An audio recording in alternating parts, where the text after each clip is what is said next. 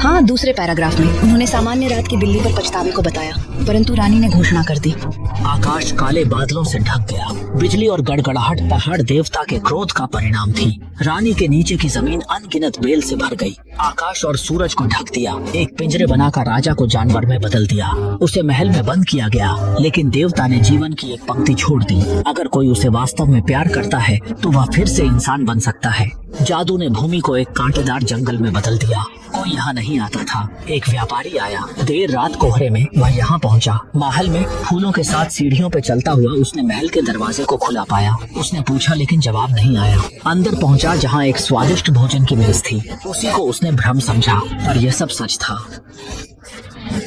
वह भूखा और थका हुआ था। चिल्लाते हुए मेजबान कहाँ था और जमकर खाने लगा। जल्द ही व्यापारी खाने और पीने के बाद उसे एक और आश्चर्य की खोज हुई। कोने में खजाने का ढेर था, लेकिन वह लालची नहीं था। उसने अपनी बेटी की उपहार सूची के अनुसार सिर्फ कुछ स्कर्ट और दुपट्टा लाया। महल का मालिक इतना उदार था कि उसने उसे और अधिक सजाने के लिए एक और काला घोड़ा दिया। जब वह घोड़े को छोड़ने वाला था तो उसे रास्ते में खिलने वाला गुलाब मिला और उसे अचानक अपनी छोटी बेटी की इच्छा याद आई। उसकी बेटी ने उपहारों की एक लंबी सूची मांगी, लेकिन छोटी बेटी अपने पिता को परेशान नहीं करना चाहती थी। उसे केवल एक गुलाब चाहिए था, इसलिए व्यापारी रुक गया और एक गुलाब चुनना चाहता था, लेकिन यह सरल कार्य नहीं करना चाहता था। वास्तव में महल के मालिक को नाराज कर दिया। उसने सिर्फ एक गुलाब उठाया, जिससे एक विशाल पत्थर निकल गया।